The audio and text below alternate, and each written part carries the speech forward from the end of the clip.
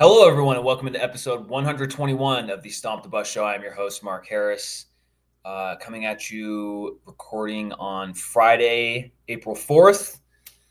Please like and subscribe on YouTube, rate and review on your podcast platform of choice, and always remember to follow the College Huddle. Good stuff on that podcast network of shows. Lots of good fan-driven content there, including the Stomp the Bus Show. All right. If you smell a smoky smell somewhere in the valley on this week, it's probably coming from the ASU men's basketball program, the tire fire that is Sun Devil men's basketball right now. Basically, everyone's in the portal. They all left. Joe Sansanin, as we know, has already moved on to St. John's.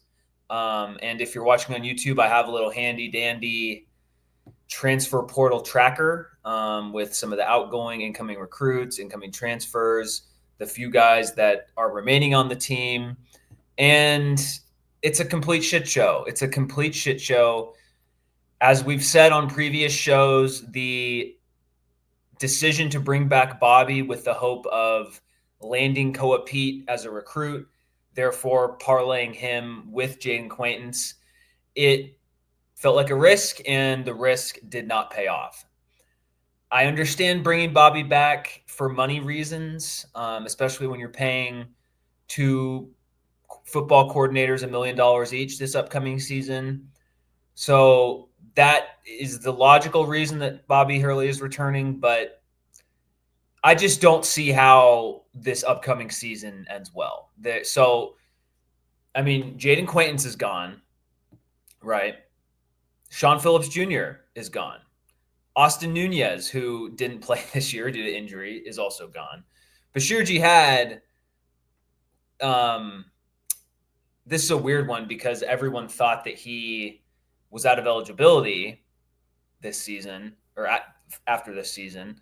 Entered his name in the transfer portal, and basically Chris Cartman of Sun Devil Source said on Twitter, and then basically just parroting this, that guys are entering the portal who are theoretically out of eligibility because maybe there could be another ruling and maybe they do get granted another year of eligibility. It's basically just kind of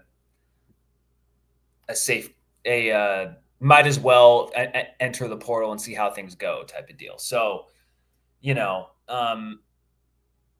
that one doesn't hurt that much because you didn't expect it. You didn't expect Bashir Jihad to be back anyway. So whatever. And then you lose Brandon Gardner, who was suspended all season, and you lose Bryson Long. I didn't even have BJ Freeman on there either. So, I have these ranked in terms of importance, I guess, even though I should have had Quaintance above Sinan in terms of importance. But you get the point. Sinan, we already know, is gone. Quaintance, I didn't feel like it was inevitable that Quaintance was going to leave, but it also was extremely unsurprising when he did leave and put his name in the portal earlier this week.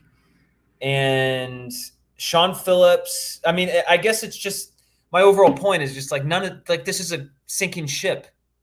This is a sinking ship of a program. And I don't think Bobby Hurley's lame duck status matters because it's everything in college basketball is 1-year contracts anyway. So I think that is irrelevant, but they just know it's a bad program. I doubt the NIL funding is where it was this time last year when you landed the 2 5-star prospects. So it's just things are bad. If you're a fan, you should expect nothing. Really, I'm looking at the I should have had – I guess I didn't put Alston Mason on here because he's out of eligibility, but I'm looking at the stats. So the ASU had 4 players average double-figure scoring. All of them are gone. BJ Freeman's gone. Alston Mason's gone. Bashir Jihad is gone. Joe Sansan's gone. Adam Miller I have in the no movement category, but I have a question mark next to him because I think I'm like 65% sure he has another year of eligibility, but I don't know. I honestly don't know what his eligibility status is. It's so hard to keep track. And heck, he could leave too. So this is where we're at. Like it seems like the only two players who are returning that got any real run last year are Amir Ali, who, despite, I mean, he was a 4-star freshman. He's from the Phoenix area. He averaged 5.5 points per game on 37% shooting. Not a good year for him. I mean, he was a freshman. He can always improve, but that isn't promising. And I don't know, maybe if you're him, like maybe it just makes sense to stay because he'll get playing time next year. I can tell you that. Like, and he has the recruiting background too of a 4-star, but he's from Arizona, like I mentioned. So right now he's your headliner in terms of a returning player, and that's scary. So I'm going to focus on some of the guys coming in momentarily, but I just want to just nail down, like, this is a disaster. This is an absolute disaster. And some of this falls on Graham Rossini, because and the reason why I say that, because Graham Rossini has done a very good job overall as athletic director. And I don't even think it's been a full year since he was officially announced. But the reason why this falls on him a little bit is because you're the athletic, like you're still the athletic director. I understand that Michael Crow is almost certainly not letting you make a decision on firing both basketball coaches this year. But if this exact scenario happened under Ray Anderson, we would be pitchforking. We would be blaming Ray Anderson. We would be. And so he doesn't get to escape blame on this. And by this, I mean retaining Bobby Hurley for one more season. Now he apparently Hurley's agent tried to ask for an extension, which, I mean, give me a freaking break. He didn't take that. So it's better that Hurley's in a lame duck year, but this is a demerit on Rossini, and it doesn't really it doesn't change like the overall picture of what he's done, and kind of getting a lot of the heavyweight boosters back involved and some of the other stuff. I mean, hiring Molly Miller from GCU looks to be a good hire. I'll talk about the JJ Van Niel extension in volleyball and focusing more efforts on baseball. Like all this stuff he's done well, and he's been a good steed of the program and interacting with fans on social media in a positive way. All of that's true, and it doesn't. Again, keeping Hurley doesn't really affect my opinion of him much, but it is something that has to be mentioned. So, yeah, I mean, I just don't know. And again, like for the Hurley defenders out there, the few who still exist, I get all the arguments. Okay, I've made the arguments before.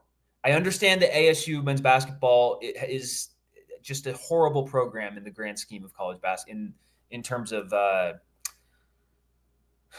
I keep wanting to call it Power 5 in terms of high major conferences, right? There's probably like it's probably in the bottom 5 of all, and now that Washington State and Oregon State aren't in in that distinction anymore, maybe even lower. So I get that and overall, like, he's done a good job, but the problem is, like, you've just had 2 horrible years in a row. This past team had the talent. This past team had the talent. You have Sinan, you have Quaintance, you have Freeman, you have Mason, Bashir Jihad. Like, it wasn't a complete disaster of it. It wasn't a talentless team, and he did not get the most out of it. So I'm done with. And when you add on the fact that he just can't seemingly control his emotions on the sideline, the shot at Caleb Love was completely unprofessional, and this is where we're at. Like, it's a complete disaster. I will, I've been a season ticket holder for the last 3 years, and I sincerely doubt that I'm going to renew. I mean, I just, like, why sign up for this again? Like, it was a chore for me to go to games last year.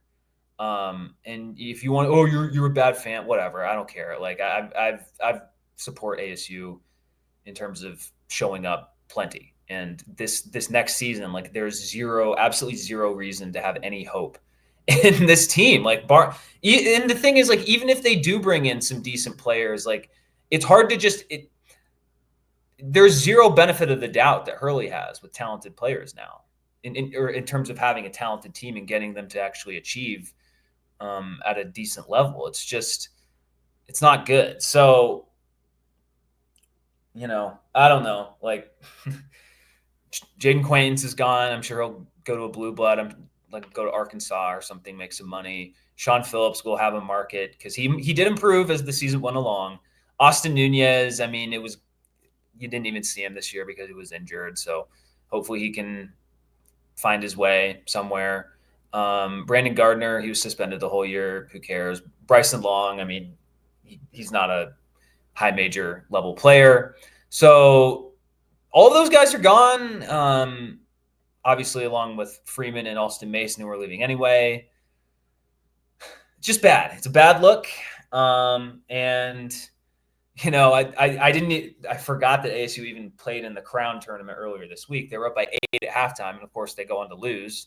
And it's just typical of this team. You get a little taste. You see that yeah, they're actually playing pretty well. They've got some talent, and then ultimately they lose, and it's just like, okay, like I don't know that it's running out the string. I think on the day of Koa Pete's commitment to U of A, I tweeted out from the Stomp the Bus account, like if you thought the crowds at Desert Financial Arena were bad this past season, I can't even imagine what they're going to be like next season. Like it's going to be like a empty church in there, like it's just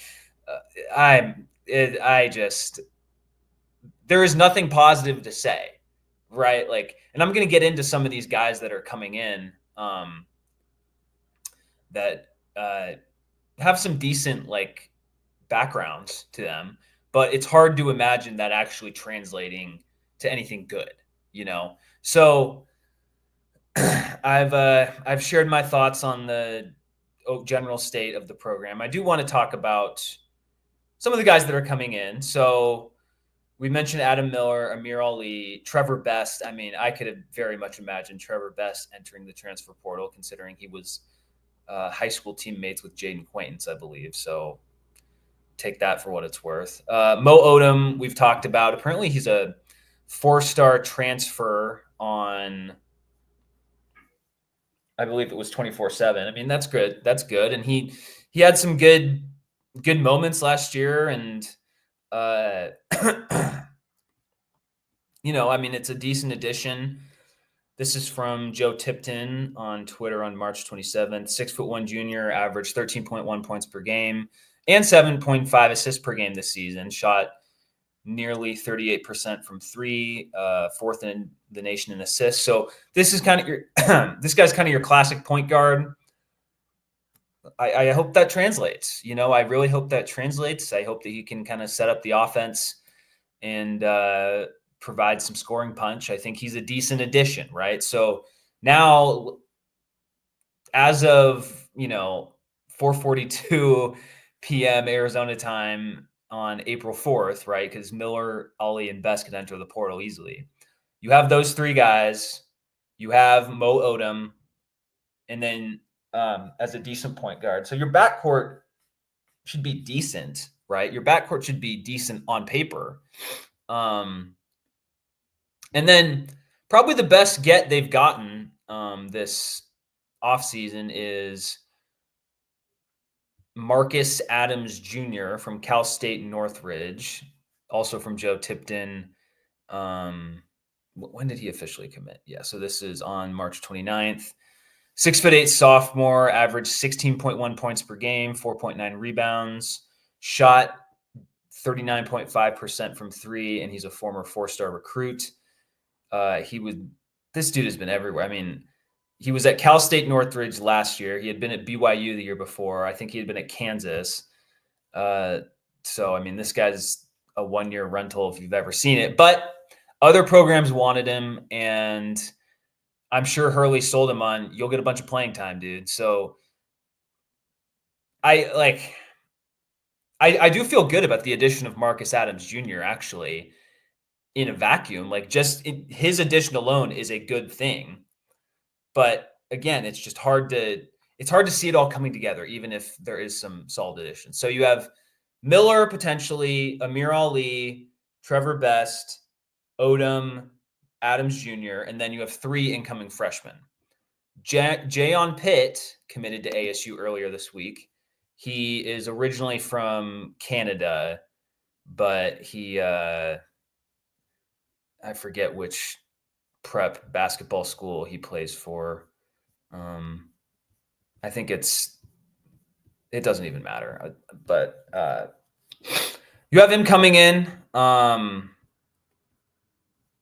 He's a 4-star in this class.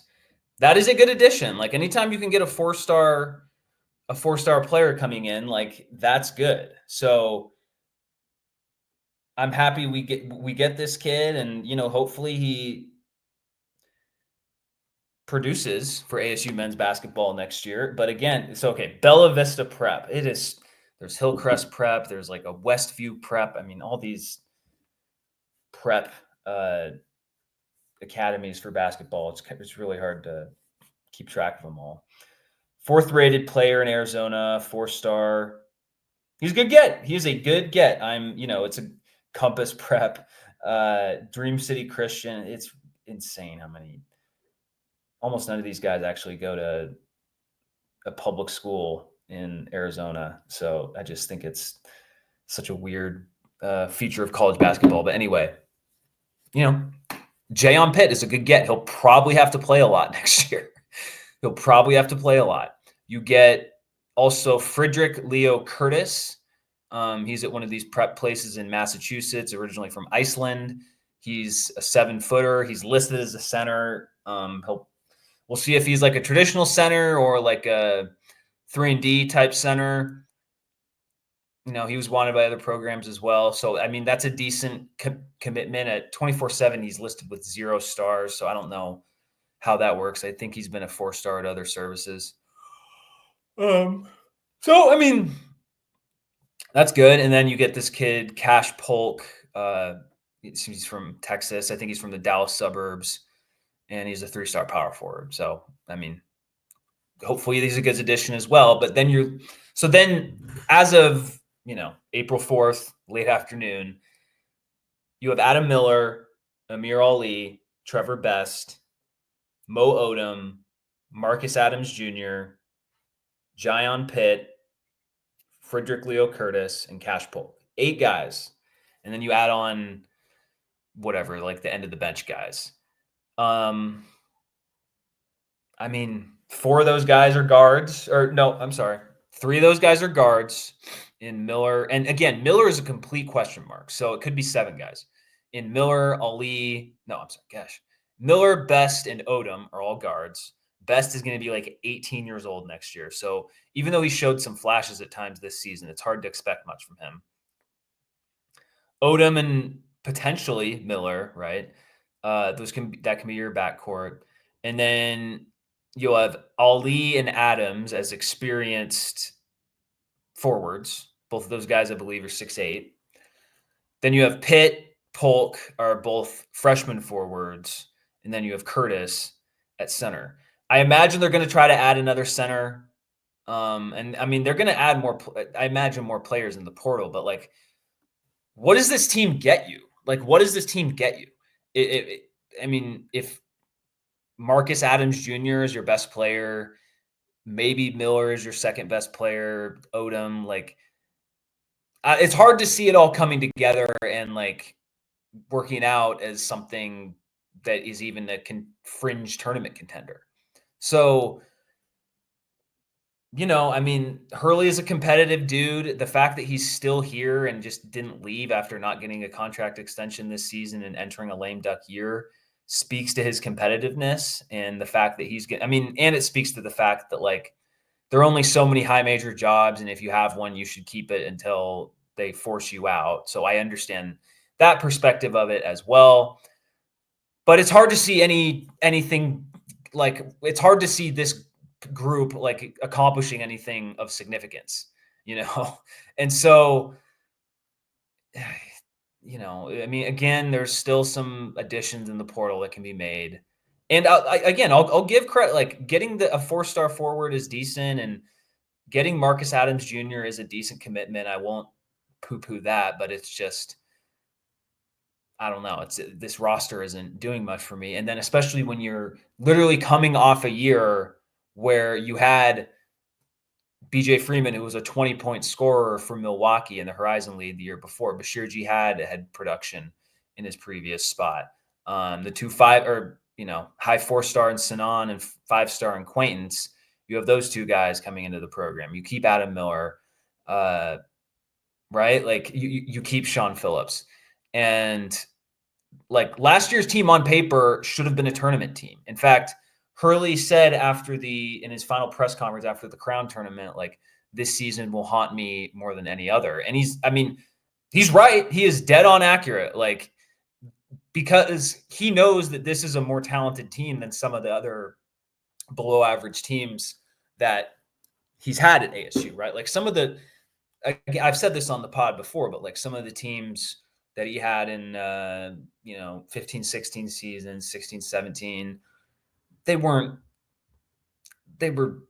like their talent was kind of what their record ended up being, right? Like they just weren't that talented of teams. And some of the post-COVID teams and the team in the 23-24 season wasn't that talented either. So those are more excusable tournament misses, but this past year wasn't. And there was a lot of hype. There was a lot of hype entering last year. I remember being excited for the season in the fall of 2023, because you had these 2 5-star freshmen and you had some decent portal ads, and it just completely blew up.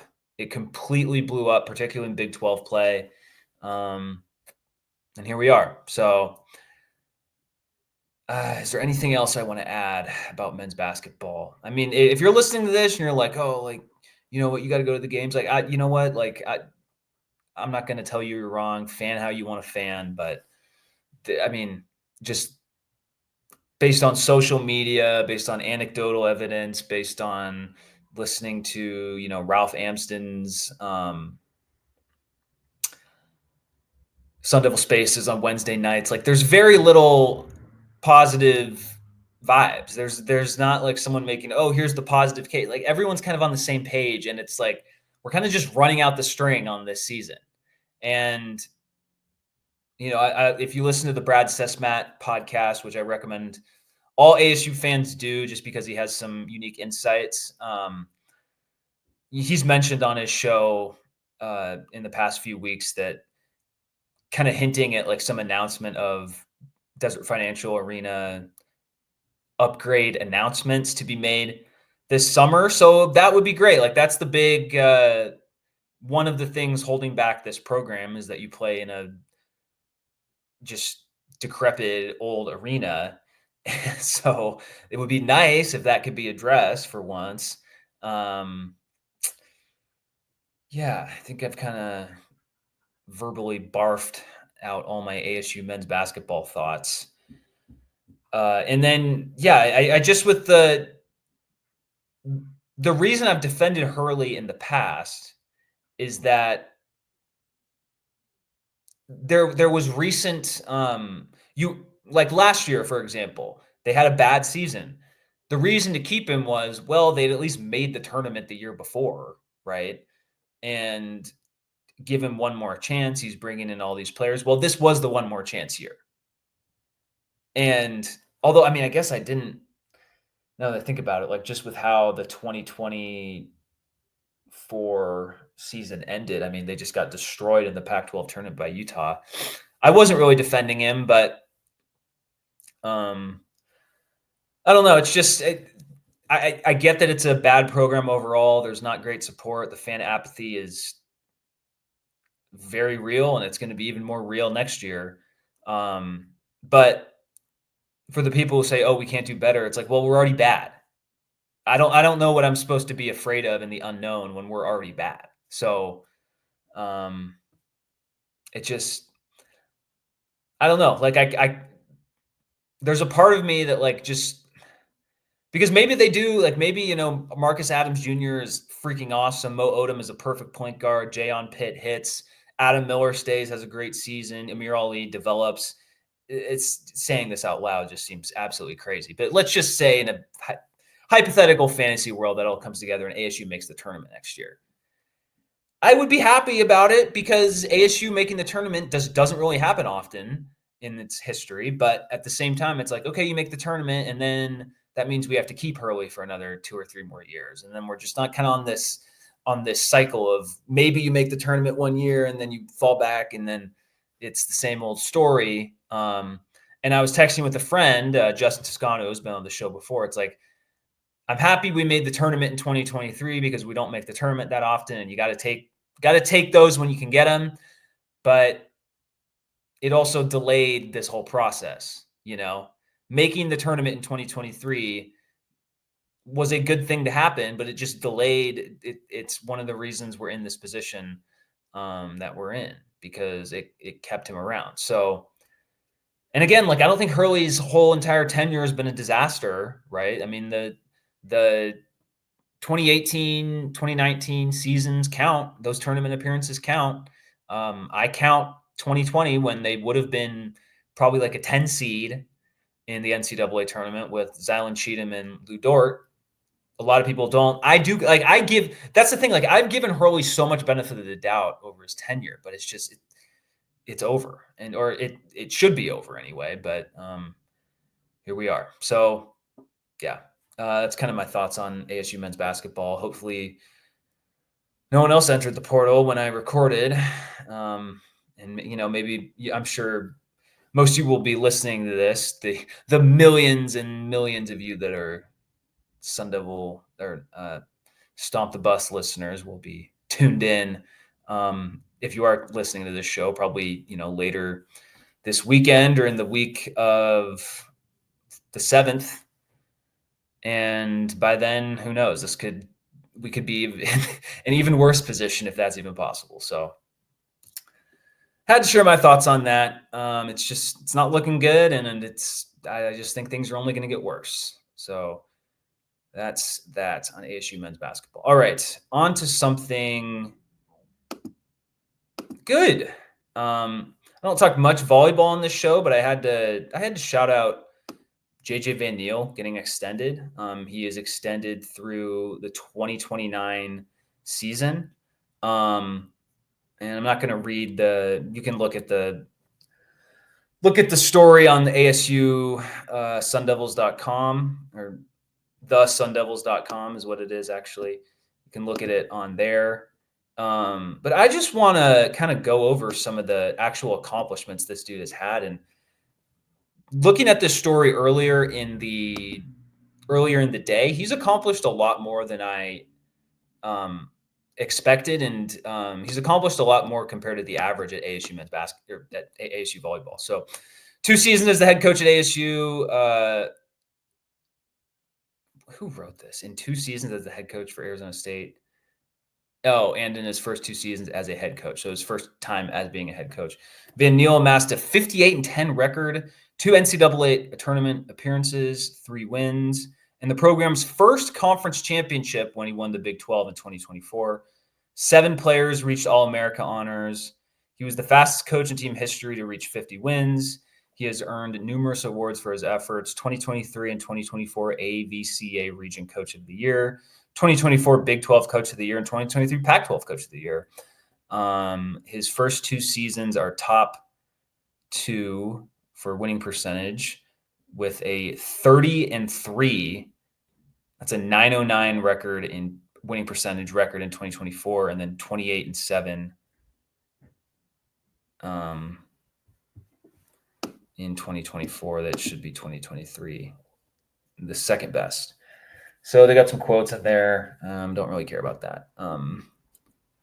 First season in Tempe, 2023. And let me read this. When he led the team to the NCAA tournament for the first time since 2015, that was my sophomore year in college.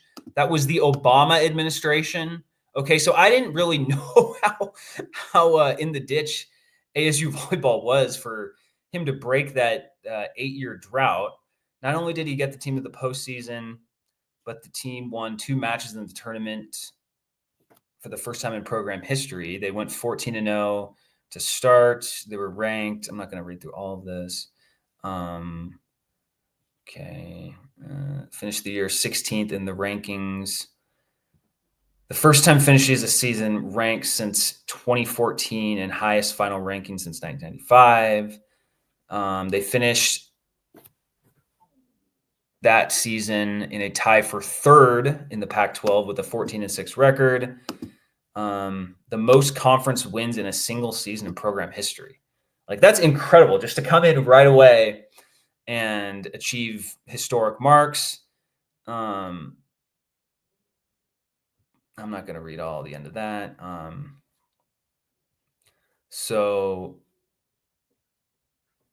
then in 2024, first conference championship in team history. In the first season of the Big 12, they went 30-3, 17-1 in the Big 12. They earned a 3 seed, hosted the first 2 rounds of the NCAA tournament, advanced to the second round. In the second year doing so, the 30 wins on the year, the most this century, and one from the most all time, 31 wins in 1982. ASU was in the top 20 for the entirety of the season, ending at number 13, second year in a row, finishing in the top 20, really the top 16 because they're 16 the year before. Highest ranking was number 8 through the last 2 weeks of the season before falling in the final match. ASU had an 18-match winning streak, second longest in program history, 5-2 against ranked opponents, including a top 10 win over then number 8 Kansas. Never lost a match to an unranked team all seasons and had 4 All-Americans. So, 58-10. He's gone, 30-3 last year is incredible. He won the Big 12, their first ever conference championship. I obviously just repeating, but this dude has done incredible things with this program in 2 years. Other schools, a Big 10 school, SEC school, they could theoretically pay for him to leave. Record-setting attendance at Desert Financial Arena, which was around 14th, 15th nationally, when you 15th for the average attendance. Dude's doing great things. And I criticized Graham Rossini earlier in this show for the retention of Bobby Hurley, even though, again, it almost certainly wasn't his decision. And it's really just criticizing him on the fact that, you're the AD, it still falls on you type of deal. I give Graham Rossini a ton of credit for keeping JJ Van Niel and extending him, for it would be 5 more seasons right after the 2024 season. So this is a great thing. And if you can become the top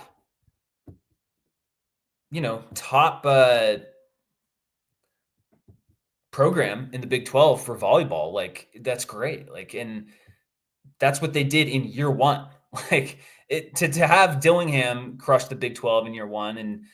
And heck, Van Niel was even more impressive in the Big 12 than Dillingham was in his first year. So it's just tons of credit to this guy. Clearly knows what he's doing. And it's great that clearly he wants to be in the Valley. And it's great that the ASU athletic administration saw his value. And so I have to give him credit. It's just a good spot for the program to be in. And looks like they can just keep this rolling, right? It's like the sky's the limit for here with, maybe not the limit because there are some, like the Nebraskas and some other, I think Penn State has an elite volleyball program. Maybe you won't get to that level, but you can really make some hay in this next 5-year period here. So congrats to Coach Van Niel for getting that extension. And congrats to the administration for rewarding him for his winning ways and investing in the program. So good stuff there from the volleyball program. All right, going to touch on spring football stuff. So first thing, I just want to. I did not. No, I didn't retweet this, but ASU football will have a open practice on Saturday night. So if you're listening to this on Saturday, it would be I'm pretty sure it's at 6 p.m.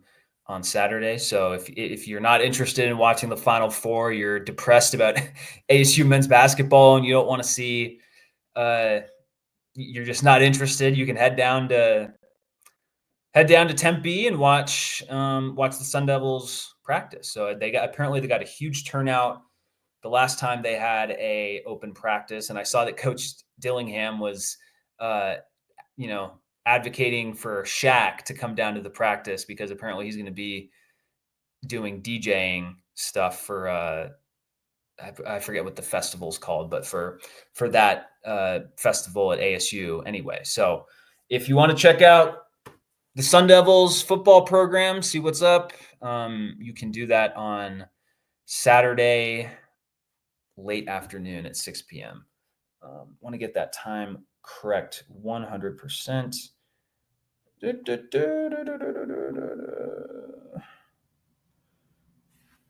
I don't want to just retweet everything. Yep, 6 p.m. Oh, it's going to be at Mountain America Stadium this time. So the first time it was at the practice field. This time it will be at Mountain America Stadium. Free admission, obviously. It's a freaking practice. I don't know why you would even have to say that. But so if you're interested in that, head over. All right, on to the actual stuff on the field. I have this, man, I watched this video. Credit to Blake Neiman in Fox 10 for getting a fantastic shot of the ball in the air. That's a lot harder to do than people think. So clearly Neiman's been working on that, and credit to him for capturing that really well. I mean, it looks like Sam Levitt has just been dropping dimes throughout practice. Maybe had a rusty few days early on, but I mean, I don't want to focus too much on Levitt because we all kind of expected him to really look good this spring practice, and that's really good to see. The recipient of his perfect pass in this video from Neiman is Jaron Hamilton, Alabama former Alabama receiver who transferred to ASU. He has popped this spring practice based on all the videos I've seen, and just based on reports coming out of camp. He's got some juice. And for him to be your second receiver opposite Jordan Tyson, man,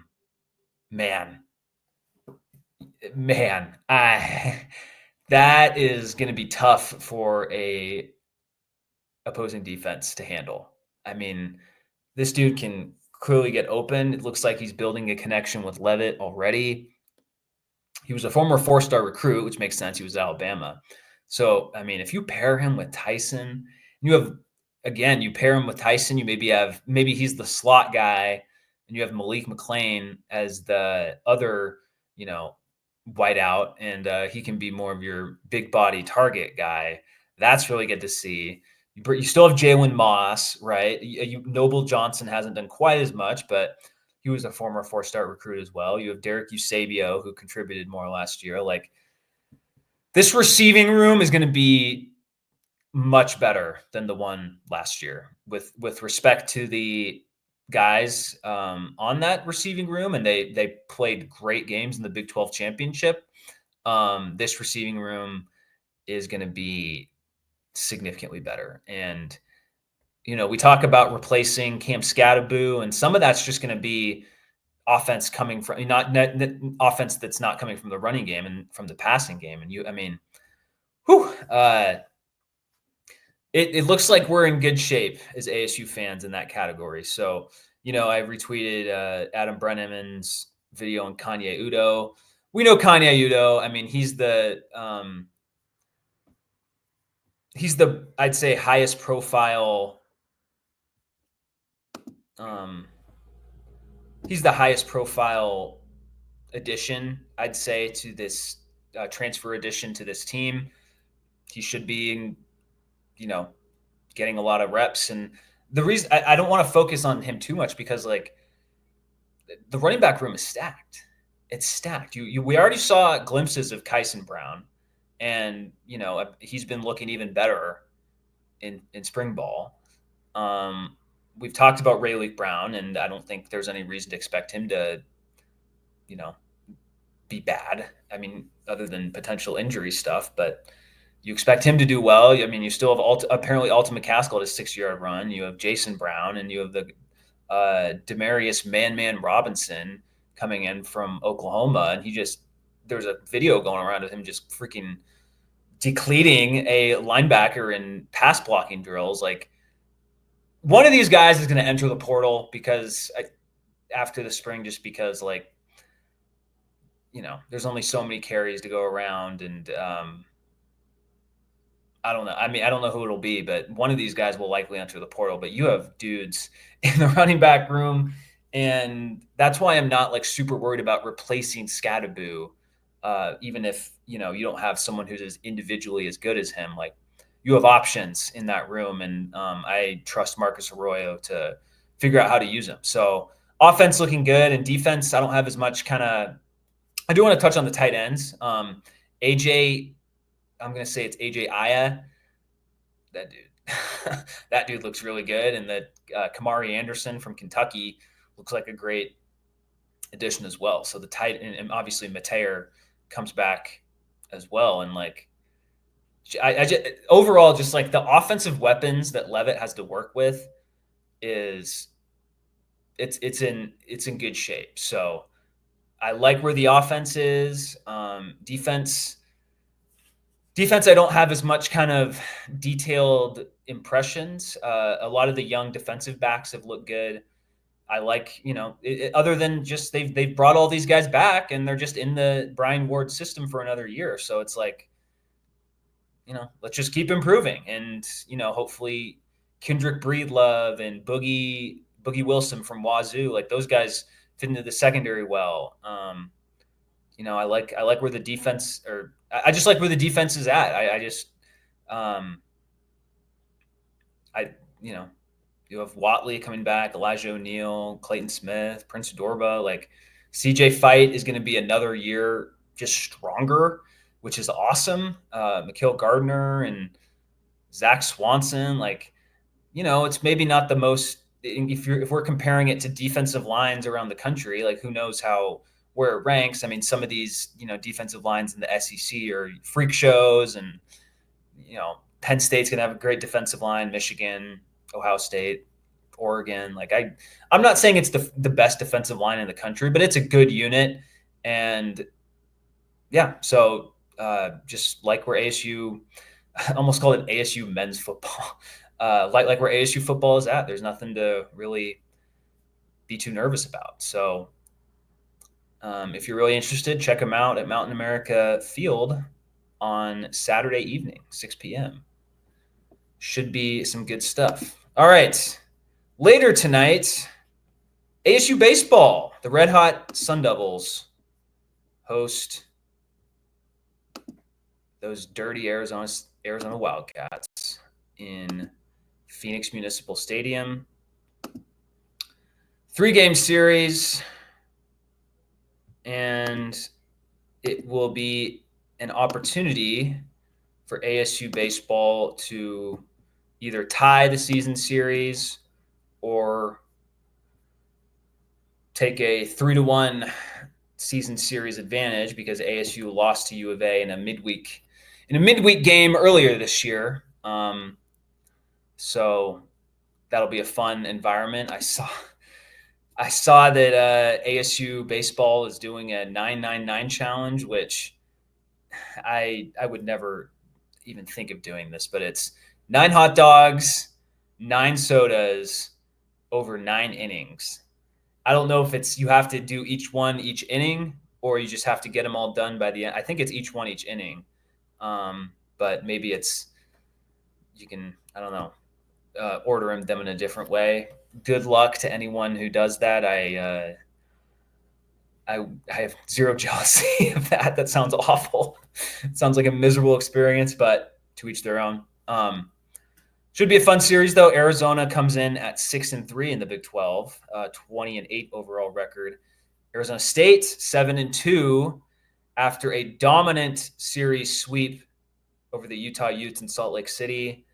I was on my last show. I was a little worried, like, they hadn't just totally dominated bad opponents this year, and it was really nice to see them kind of kick the crap out of Utah and just not leave any wins on the table. And they kept that going on Tuesday with a 14-4 win over Cal State Fullerton. So it seems like this offense is clicking a bit.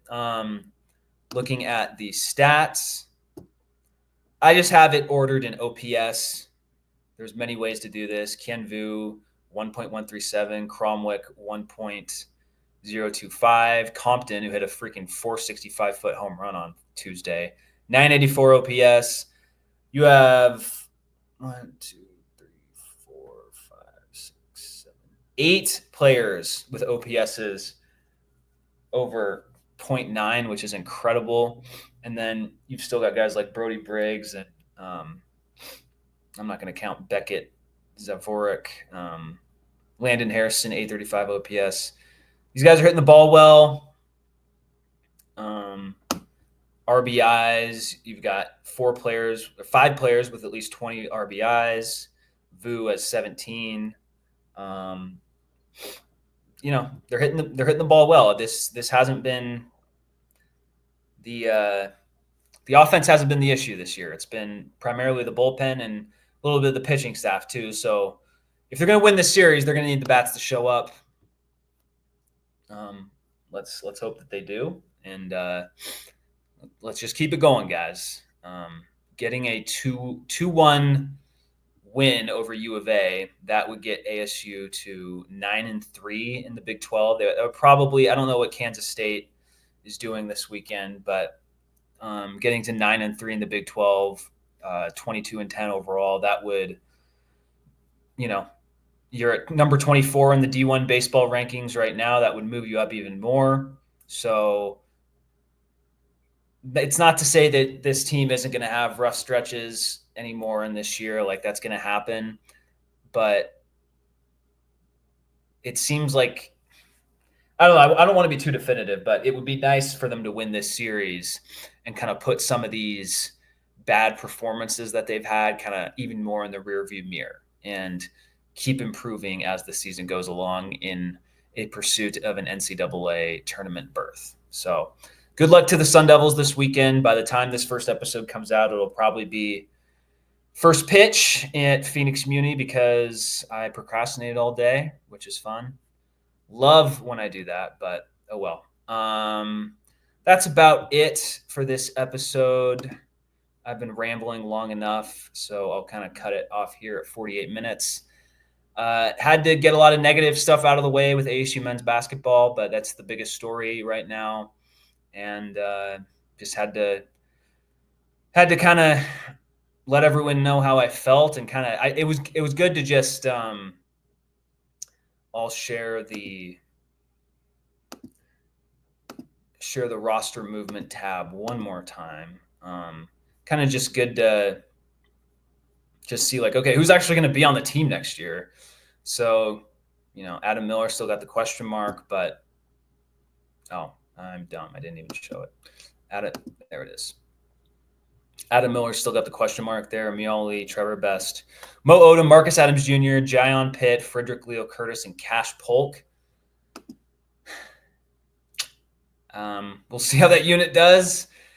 Not super encouraged about ASU men's basketball this year, and looks like it's going to be a lost season, and that's not great. But luckily, ASU volleyball is trending up. ASU baseball is having a good season to this point, and ASU football looks like it's in good shape entering its second year in the Big 12. Hopefully, its second Big 12 championship run in as many years. All right. Thank you for listening. Thank you for watching on YouTube. Please like and subscribe on your podcast platform of choice. Please. Oh, wait, no. Ooh, I got that mixed up. Please rate and review on your podcast platform of choice. like and subscribe on YouTube. And as always, go Sun Devils.